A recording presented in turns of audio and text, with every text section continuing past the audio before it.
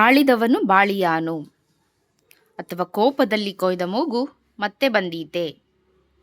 ಗಾದೆಗಳು ವೇದಗಳಿಗೆ ಸಮ. ಗಾದೆಗಳು ಹಿರಿಯರ ಅನುಭವದ ಮಾತುಗಳಾಗಿವೆ. ಇದು ಒಂದು ಜನಪ್ರಿಯ ಗಾದೆ ಮಾತಾಗಿದ್ದು, ಅತಿಯಾಗಿ ಕೋಪ ಮಾಡಿಕೊಳ್ಳದೆ ಸಮಾಧಾನದಿಂದ ವರ್ತಿಸಬೇಕು. ಕೋಪ ಅನಾಹುತಕ್ಕೆ ಕಾರಣವಾಗುತ್ತದೆ ಎಂಬುದನ್ನು ಸೂಚಿಸುತ್ತದೆ. ಕೋಪಂ ಅನರ್ಥ ಸಾಧನಂ ಎಂಬ ಮಾತಿನಂತೆ ಕೋಪವು ಕೆಡುಕನ್ನು ಉಂಟುಮಾಡುತ್ತದೆ. ಕ್ಷಣಕಾಲ ಕೋಪದ ಕೈಗೆ ಬುದ್ಧಿ ಕೊಟ್ಟರೆ ಅದು ನಮ್ಮನ್ನು ಮಾತ್ರವಲ್ಲದೆ ಅದಕ್ಕೆ ಗುರಿಯಾದವರನ್ನು ಅಪಾಯಕ್ಕೆ ನೂಕುತ್ತದೆ. ಒಬ್ಬ ವ್ಯಕ್ತಿಯನ್ನು ನಾಶಪಡಿಸಬೇಕೆಂದರೆ ಆತನು ಕೋಪಗೊಳ್ಳುವಂತೆ ಮಾಡಬೇಕು ಎಂಬ ಮಾತಿದೆ.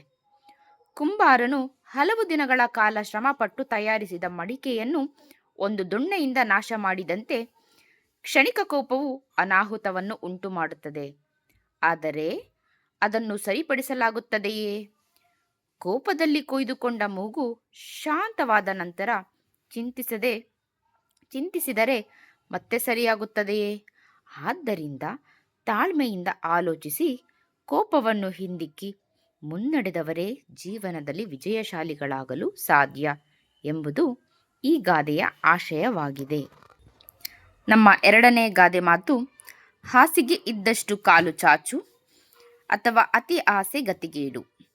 ಗಾದೆಗಳು ವೇದಗಳಿಗೆ ಸಮ. ಗಾದೆಗಳು ಹಿರಿಯರ ಅನುಭವದ ಮಾತುಗಳಾಗಿವೆ.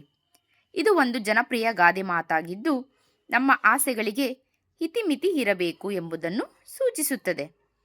ಆಸೆಯೇ ದುಃಖಕ್ಕೆ ಕಾರಣ ಎಂದು ಬುದ್ಧ ಹೇಳಿದ್ದಾನೆ. ಜೀವನದಲ್ಲಿ ಆಸೆಯೇ ಇರಬಾರದೆಂದಲ್ಲ, ಆದರೆ ಅದು ಅತಿಯಾಗದೆ ಮಿತವಾಗಿರಬೇಕು.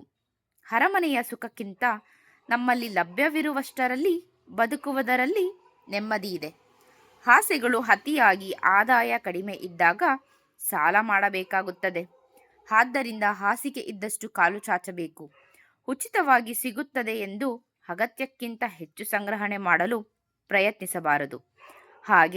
ಹಾಗೆ ಮಾಡಿದರೆ ಪ್ರತಿದಿನ ಚಿನ್ನದ ಮೊಟ್ಟೆ ಇಡುವ ಕೋಳಿಯನ್ನು ಕುಯ್ದು ಹಾಕಿದ ಮೂರ್ಖನ ಕಥೆಯಂತೆ ಅತಿ ಆಸೆಯಿಂದಾಗಿ ಇದ್ದದ್ದನ್ನು ಕಳೆದುಕೊಳ್ಳಬೇಕಾಗುತ್ತದೆ ಎಂಬುದು ಈ ಗಾದೆಯ ಆಶಯವಾಗಿದೆ.